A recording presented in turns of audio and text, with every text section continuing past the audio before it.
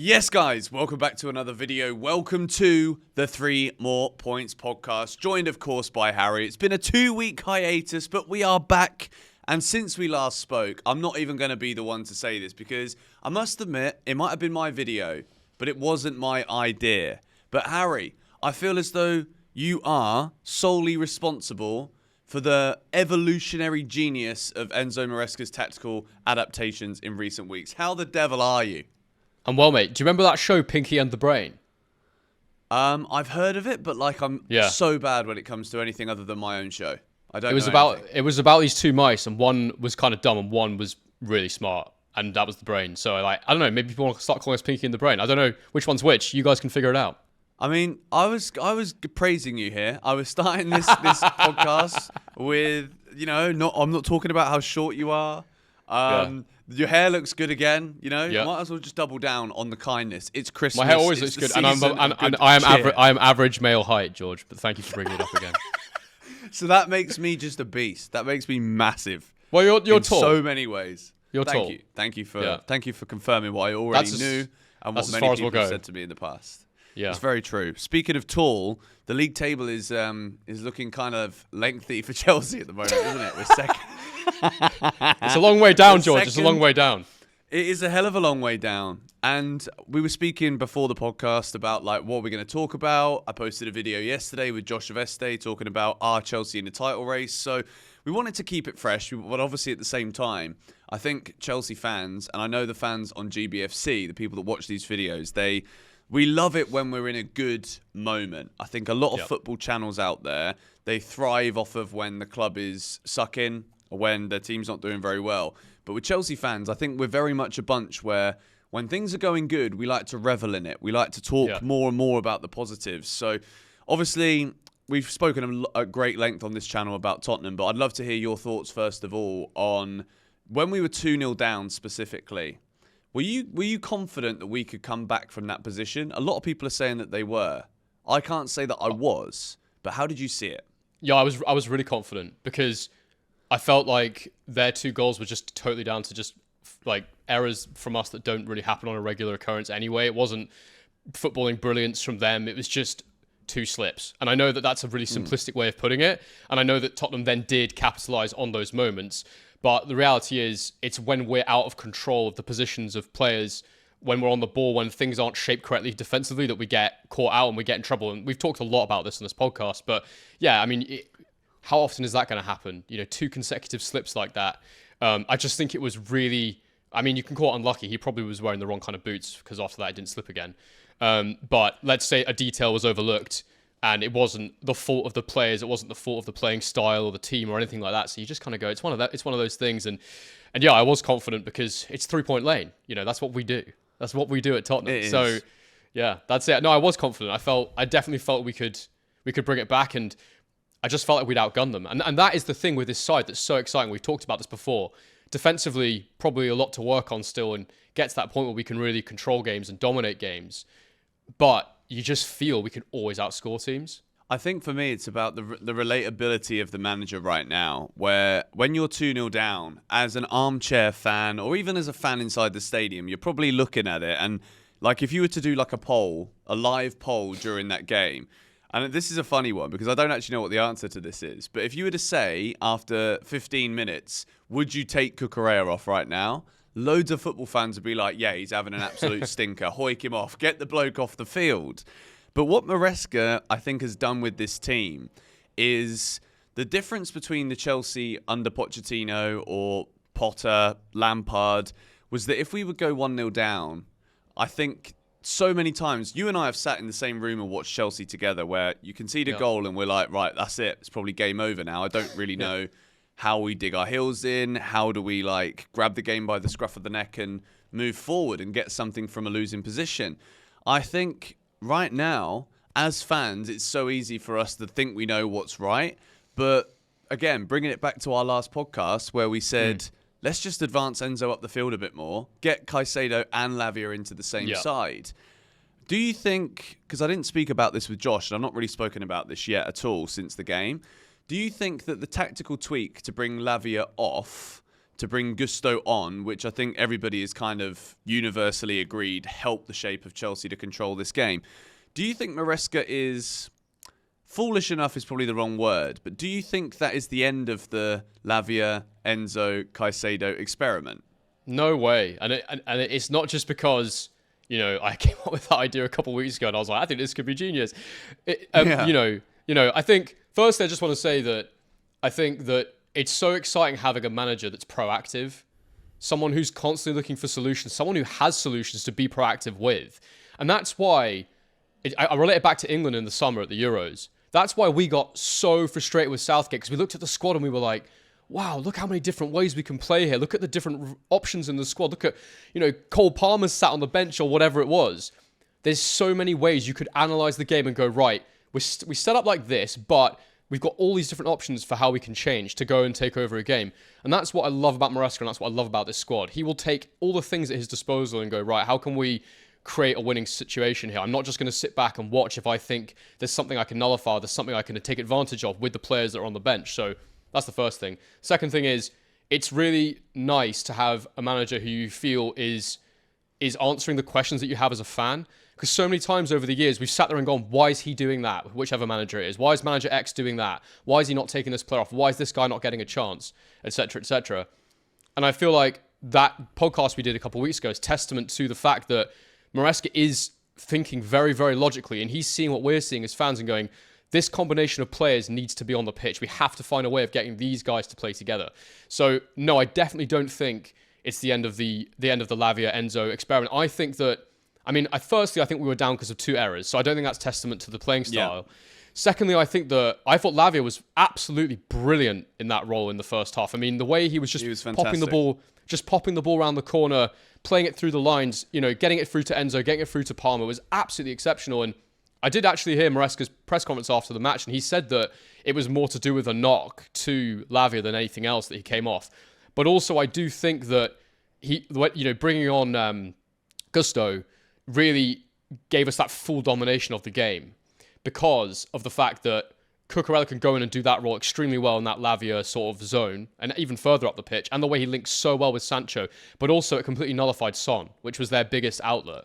Having that out and out right back at the fullback position, it just meant that those areas when they were able to break, it gave us more protection. So I think it was a really, really smart move. It took away their only attacking outlet, really. I know they had a couple more chances, but basically we completely dominated that second half. And I think that the first half it definitely worked. I still think if we kept Lavia on, if he was okay, I still think we would have gone on to win playing that way.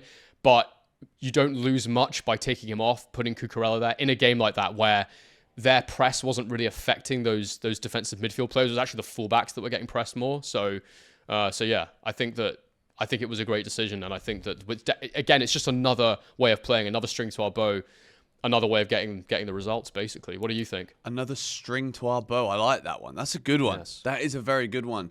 I a also bow of think many strings. A lot of that's very true. A bow of many strings. Neto, I don't think if you were talking about the eye test, I don't think Neto necessarily had the best game, but I also believe that bringing Gusto on, there were so many tactical decoys that were created. And if you watch the game back again, which I've done since, got this brilliant replay feature these days on my Fire Stick, all right? I've been watching games back a second time whilst I'm doing my analysis videos. It's so great. So cool. But I think what happened when Gusto went in at right back and was kind of a conventional right back, which I think, if we're looking at the long-term future of Gusto, the long-term future of James as well, that's where you'd want them to be, I think, on that side. I think they're both very... They love to get forward, but they like to get forward out wide. They're not really known necessarily, apart from this season with these experiments that we've seen from Maresca, to be like those inverted players. But the decoys were that Gusto had extra width, which made Neto kind of advance even more and had to do less defensive work. But also Cucurella just lingering around the box. He didn't get any shots away. Yes, he was making nice little passes and interplays with players in the final third, but I think Spurs were just not ready for how many different Chelsea players they were going to have to deal with in the final third. And I think that is something right now that's so exciting. But I think, to round everything off, and I think a lot of people are surprised that Chelsea are in the position that we're in right now, so quickly under a new manager. Some people are saying it's like, oh, it's the same as anything in football. You throw a load of money at the problem and then the problem goes away. But we've been throwing money at this for years. We've been throwing money at this for Graham Potter. He was given hundreds of millions. Pochettino. Like, what is it that makes Maresca so different? Do you think it's anything about, like, the personality of the man as well? Do you think it's not just necessarily like these... Like if we're getting the tactics board up, Harry, which this is you've got the it. ideal one. Fantastic. We've got the tactics That's board cool. now. This is Robert Sanchez. We're going to take him out. We might concede less goals if we do that. But like, is it all about tactics with Maresca, or do you think there's also a lot to be said for the way that he does the little things? Like the example of at the end of the game. I'm not sure if you saw this, but Nicholas Jackson was fuming. Really upset when he came off the pitch. All of the players and Maresca are celebrating with the fans in front of the away end. Nicholas Jackson's kind of sulking. Maresca turns around, sees it, goes over to him, brings Jackson over. I think a lot of what we're seeing right now from how easily these Chelsea players are learning what they're being told by a very thorough tactician is also down to the personality management within the dressing room. I think Maresca's got his arm around this whole squad in a way that I've not seen a manager do that at Chelsea since Tuchel did it in such a short period of time. Well. Yeah. Ancelotti was great with that. Yeah. But I think we should... That's what marks out a lot of the top managers, is that sort of being able to create that sort of family feeling in a squad. Like, we're all in this together. Even harder for Maresca, it's testament to his abilities, as you say, because it is such a big squad with so many talented players. Keeping them all happy is difficult. But at the same time, one thing I was thinking about the other day and that you would say is that probably the biggest complaint of the modern footballer is there's too many matches. And so whilst you don't want to miss the big ones, no one wants to miss those big ones. Everybody wants to be considered a starting 11 player. But the reality is, in modern football, all these players are going to have much better longevity for being part of a bigger squad, because it's ridiculous the number of games we've got to play now. And it's only going to get more competitive and more intense when we're in the Champions League next year. It's going to become more difficult for Maresca because more players will want to play more games, but equally Club World Cup in the summer, more international games than ever. It's relentless, it's constant, and I think that the Chelsea ownership actually have seen that and gone, if we're going to compete on all fronts, we need a big squad. And they found a way of structuring things with the wages and whatnot that we can afford to have this many top players. So yeah, it's really interesting. I think in terms of the tactics, there was actually one thing I wanted to say to you a minute ago, and I guess we'll talk about Enzo at some point in this podcast, but I do think that it is man management thing, but also tactically just watching the way things have evolved has been so interesting to me and so fascinating. And yes, we've been trying to get Lavia, Enzo, and Caicedo into the same team. But interestingly, I actually think that Enzo Fernandez has been the biggest beneficiary of Reece James's injury, which I know it sounds like a weird thing to say. They're not directly comparable in terms of their positions. But when you think about the way we started the season, to me, it was becoming very clear that inverted right fullback spot that he was doing further up the pitch, where we were saying we don't really want Gusto there, it was becoming more and more clear to me that was designed for Reece James. That role, he was thinking, if we can do this with Reece in that position, it's going to blow teams away. And I agree. I think Reece in that inverted attacking role would be absolutely stunning. But the reality is we can't get Reece James on the pitch. And so it's when Reece James has got that injury again, when he was coming back, that he's then gone, right, Lavia's great. We need to play Lavia. Let's get him in. But also, let's get Enzo in that position there, because, George, that was what we spoke about on that podcast. It was, okay, we're playing fullbacks in this 10 slot. Why can't we just play 10s there? Do you remember we had that conversation? Yeah. We were like, why don't we just play 10s in that position instead? And so that's what he's ended up doing with Enzo. So credit to Maresca. He's found a way to get this really expensive asset into the team. And then credit to Enzo, because he's playing extremely well in that 10 position. I don't know if this is a good segue or if you want to go into something else, but yeah, I think it's a perfect segue. Yeah. Because I think Enzo Fernandez's form has been outstanding. I think if we're talking about like players of the month, right, for December so far, like Enzo Fernandez is a nominee for the Premier League Player of the Month. He's been absolutely brilliant. He's scoring every time he plays. He's getting assists. The stats are absolutely outrageous. But I like what you said there about the Reece thing, because as much as they're not intrinsically connected and a result of the sum of the parts of the other, I think it's so true in the way that as a result of trying to get Enzo further forward, you've also got to look at the benefits of that in terms of like his longevity in 90 minutes. If Enzo Fernandez has to be back doing a lot more defensive work, and it's like winning the ball back is like a main thing, as opposed to like, we've won the ball back, now we got to distribute it. Look at the passing that was on display against Spurs. Brilliant. Some of those passes were not only inch perfect, but it's the timing of it, but also the timing that Enzo has on the ball. It isn't quickly dive in there, try and make a challenge or make a foul, make an error, because he's not the quickest. Still, that's not going to change just because he's delivering right now. He's still not the quickest. But Chelsea are winning the ball back, and it's someone else winning the ball. Get it to Enzo. He's going to get it forward. Then, what does he do?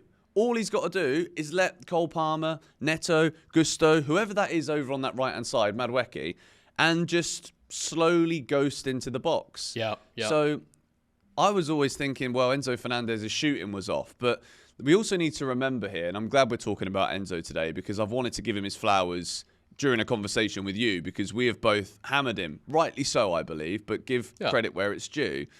He had a hernia issue for a lot of last season and was playing through that. I've never had one of those, touch wood, but it can't be easy.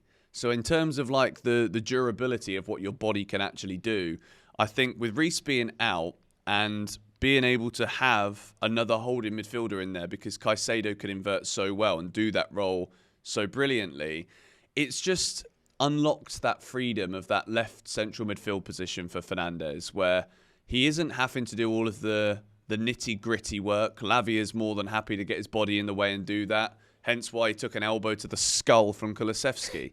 And then Enzo Fernandez, it's just about being creative and then arriving into the box. And we're seeing that now in abundance. And I think his form and the way that you look at this Chelsea midfield now, the options that we've got game by game are just absolutely outrageous. We've got some very winnable fixtures coming up over the next few weeks. And I won't be surprised at all if we keep seeing more goals from Enzo Fernandez, if we keep seeing more dominant passing displays from Lavia, because I think between all of them, Lavia's 20, mate. You know how crazy that is? That's amazing. He's 20 years old. That's so good. Absolutely bonkers. So like, he's gonna be a beast. Also experience. Honestly, like there's a bit of Makaleli, I think, in Lavia. You know. Yeah, there's a bit. Yeah, for sure. I mean, it's hilarious because you look at City right now and you go, the injury problems they've had, the age profiles of some of their players. If you could pick two players in the Premier League, Lavia and Palmer would be two of the players you'd go, they could do with them right now, you know, like to cover Rodri and cover De Bruyne, that, you know, these constant injuries. So a bit mad, really, isn't it, when you think about it like that? But and that's why, you know, managing the expectations of the younger players is so important. And that's why Maresca's doing a good job so far. We'll see how long it continues. I'm sure players are going to want to leave at some point, going back to that point. But yeah, and actually just something you were talking about just there with Lavia coming in, playing so well. You were asking me before, do I think that change at halftime spells the end for that?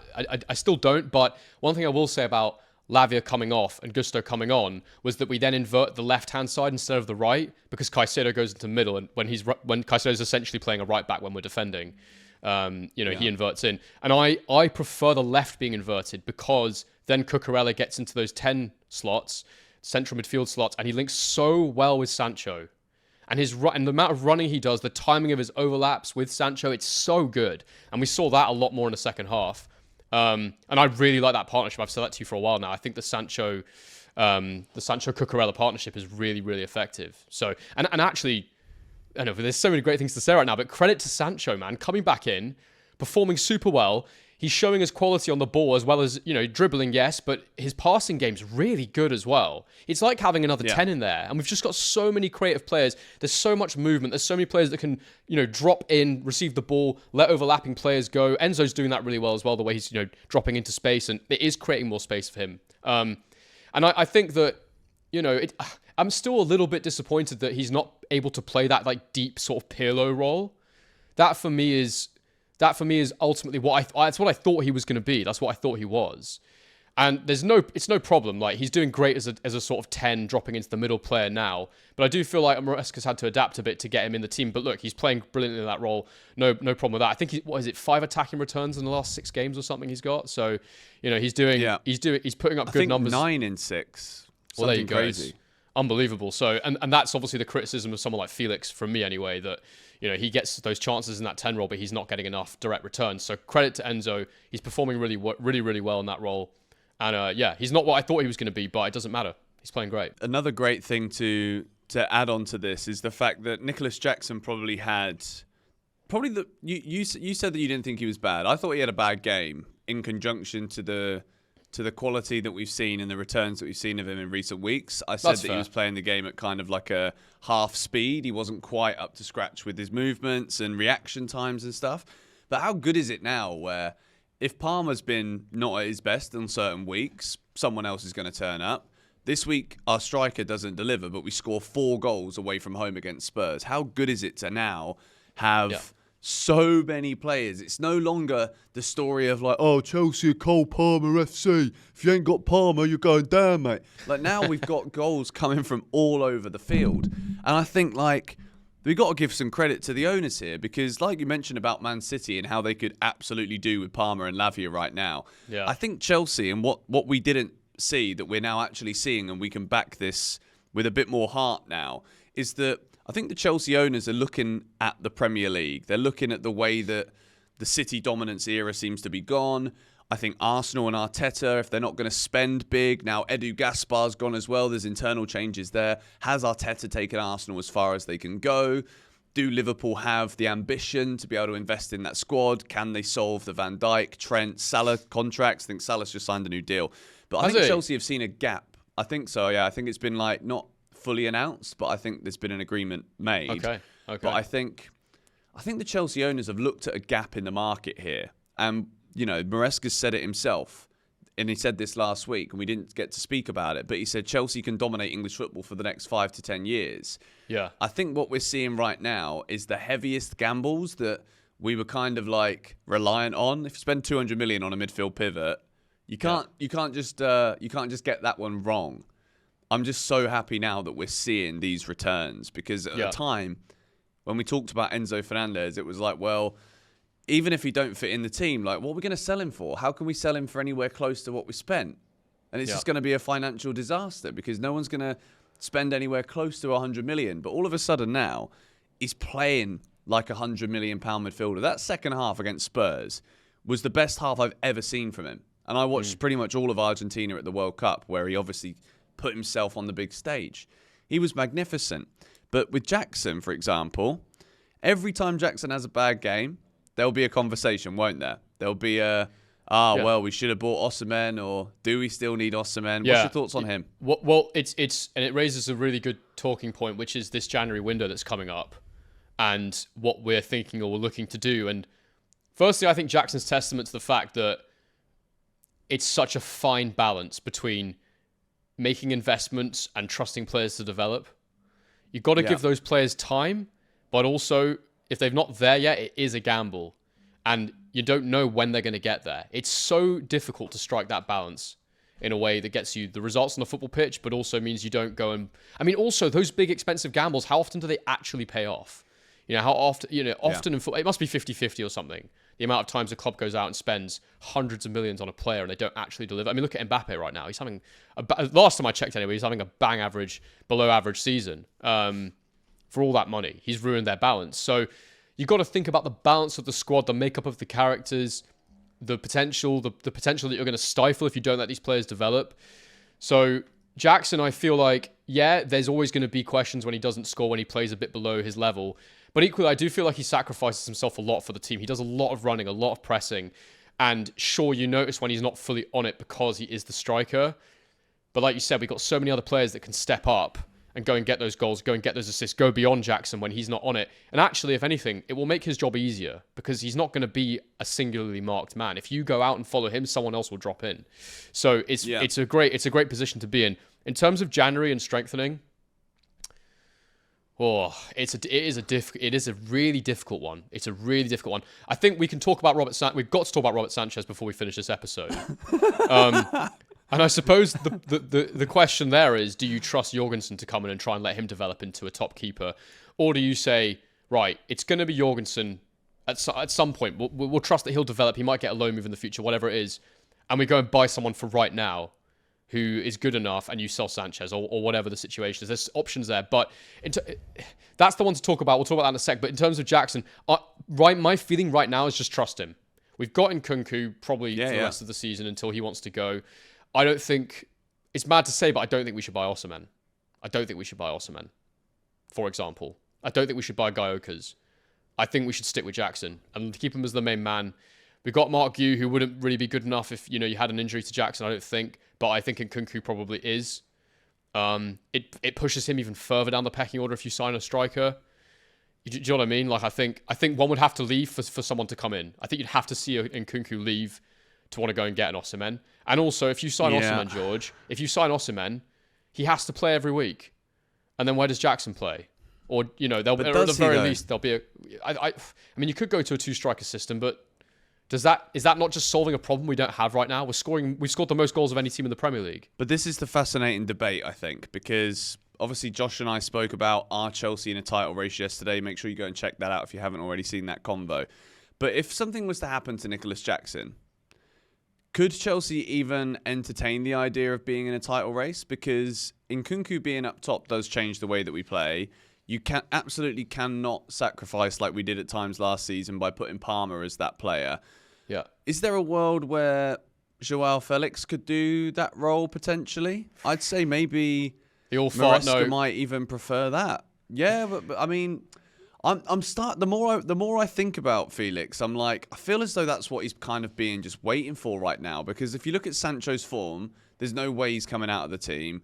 It's Neto or Noni on the right. That's been literally what we've heard the whole season, and we're not seeing any adaptations of that. Like, those two are doing okay between them. Like, they might have bad games, but if they do, the other one comes on. It's fine. Like, whatever.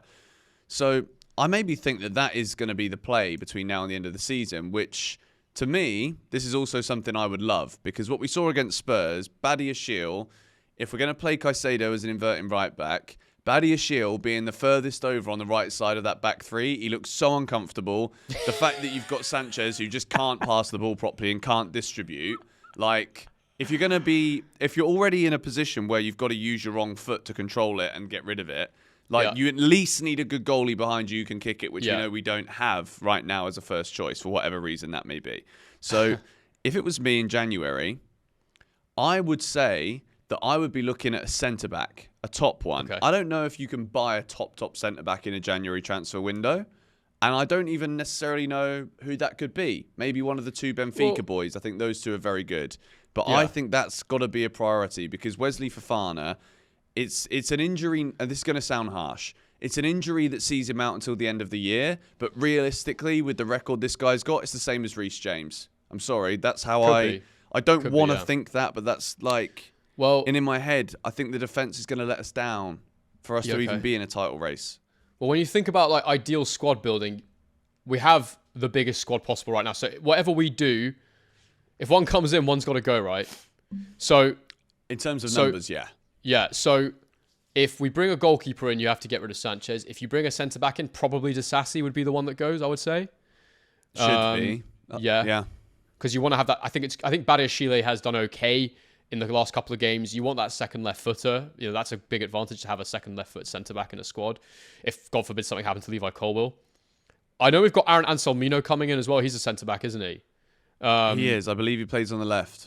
He's the left. Okay, so that's an interesting one. So maybe that's a factor then, because you sort of think that if we're doing it the way I think we are, which is get the expensive top talents, blood them in, and hopefully they get better very quickly than the average guys you've got, and then they become the squad options.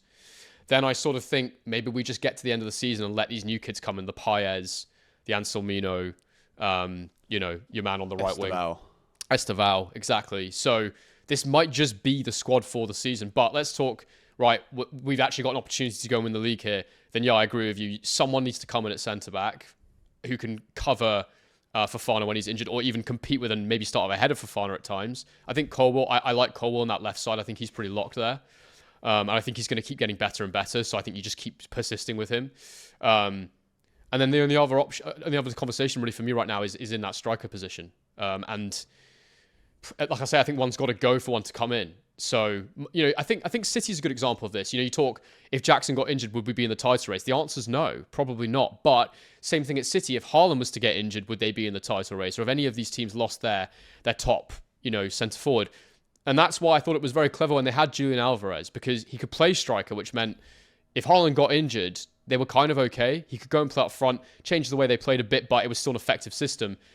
I actually see Nkunku as that guy in our squad. I know he's not getting the minutes Julian Alvarez was getting because we've got all these other options in the 10 slots, but I do think Nkunku is the guy that's not quite a striker, but he can cover a few different positions and he can go and play up front if you have to. You do lose a little bit in terms of the work rate of Jackson, but he probably brings slightly better finishing ability, although Jackson's starting to look very, very good at finishing. So anyway, but yeah. I view Nkunku as that guy in the squad, and I think, personally, I wouldn't touch it.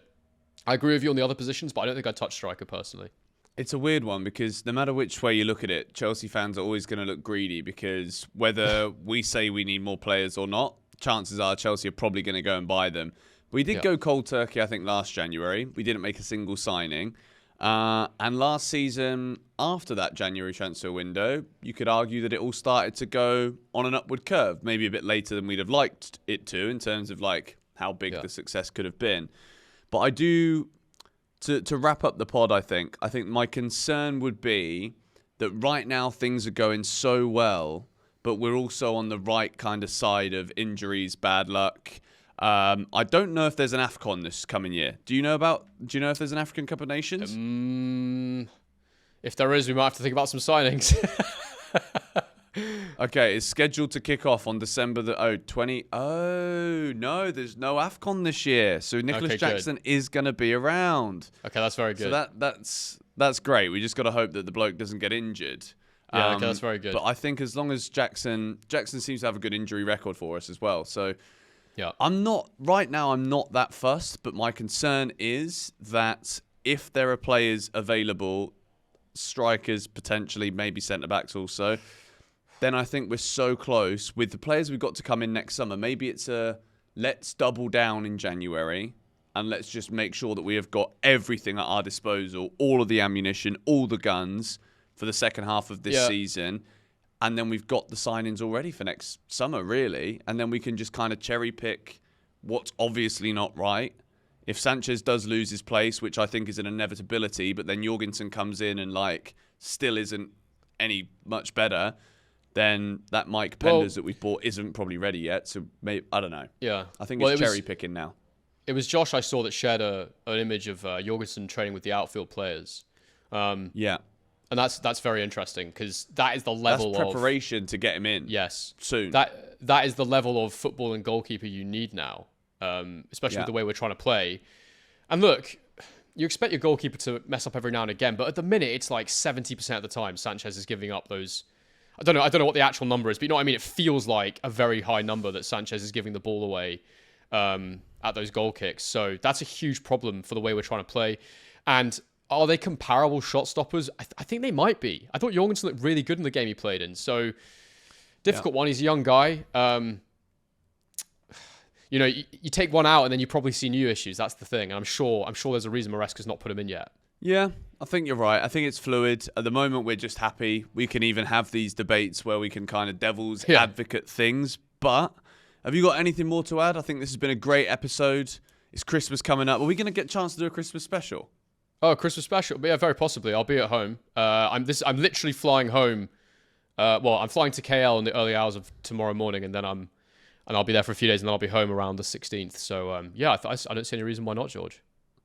I reckon we should get the beers and the. I was going to say something else then, but we won't say that on YouTube. But we should get the beers out for sure. Excuse me. I'm joking, of course, but you guys know where to find Harry. His channel link is in the description down below. There's a big fight coming up. Oh yes, I reckon I could be a boxing promoter. Do you want to give me my best impression? I'll give you my best. I'll do a boxing ad for you right now.